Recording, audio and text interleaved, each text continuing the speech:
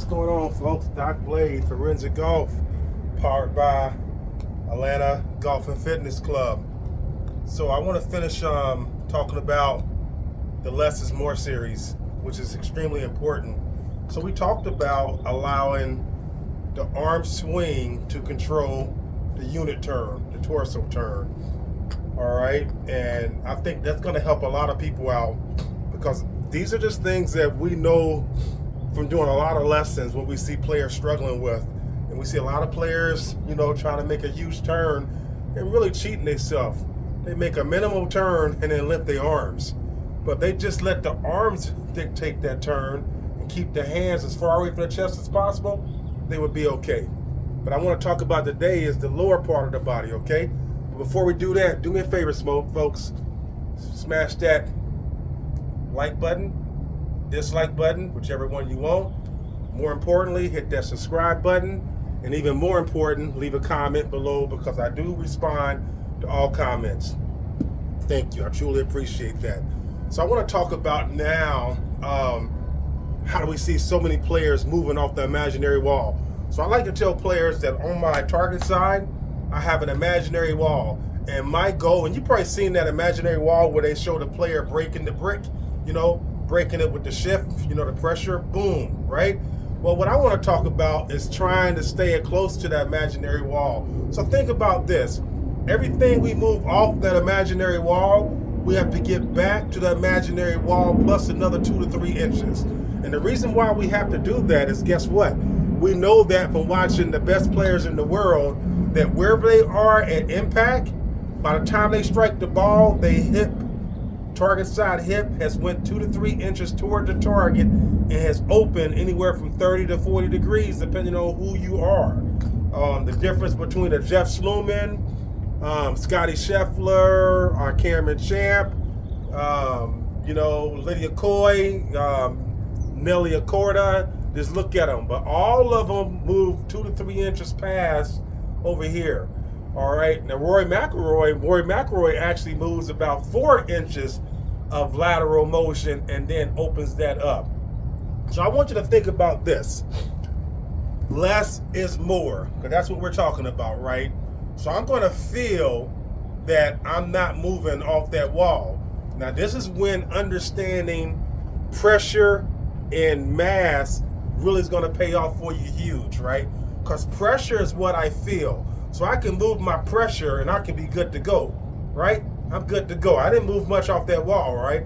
But if I move my mass, look what I did. Or if I move my mass over here, look how far I'm off that wall. If I just move pressure, put that pressure in that rear heel, and I put the toes over knees, knees over toes, I'm good to go. So what I like to do with clients, I like to have them warm up with a few shots, right? We're not trying to hit the ball far. We're just trying to really focus on that wall.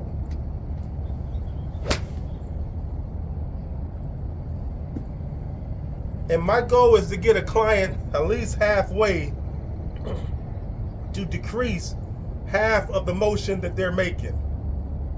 If we can decrease half of the motion they're making, we're good to go. So we stand here again. And one of the keys I like to tell them is this: knees over toes.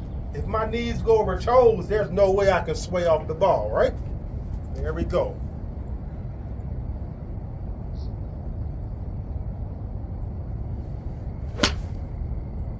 Little bit behind that one. Not a bad ball. Again, think about that imaginary wall, right?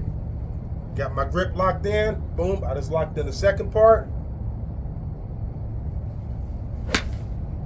Big recovery right there. So the goal is we letting the arms justify our unit turn, correct? And then what we're doing, we're trying to stay within that old school barrel where we're not taking so much off the wall, because whatever comes off the wall, we have to get back to the target side.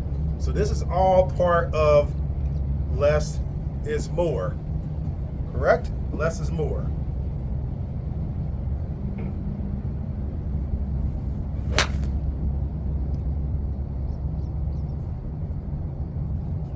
Bottom 2 grooves, but I'll take that. Less is more.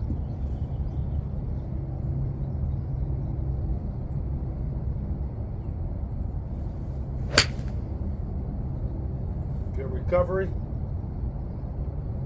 That's my never hit two bad shots in a row mentality, right? I teach all my clients that. Here we go. That imaginary wall.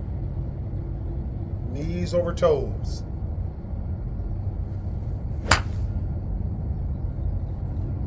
So we're still continuing our less is more. We talked about the upper body.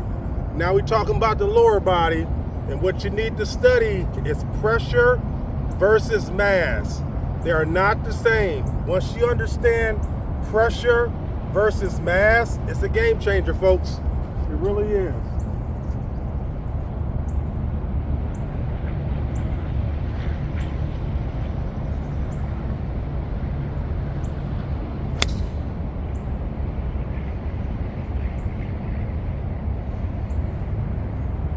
Nice little draw, which is my shot, right? Take care.